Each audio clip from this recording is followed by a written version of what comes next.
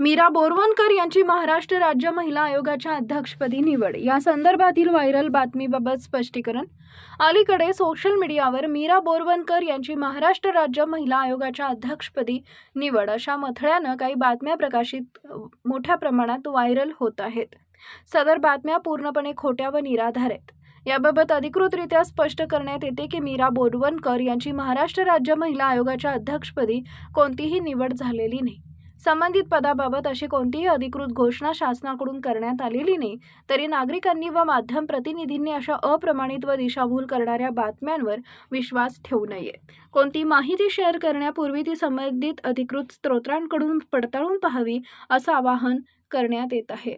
अफवा पसरवणे व खोटी माहिती प्रसारित करणे ही गंभीर बाब असून अशा प्रकारांवर संबंधित यंत्रणांकडून योग्य ती कारवाई केली जाऊ शकते.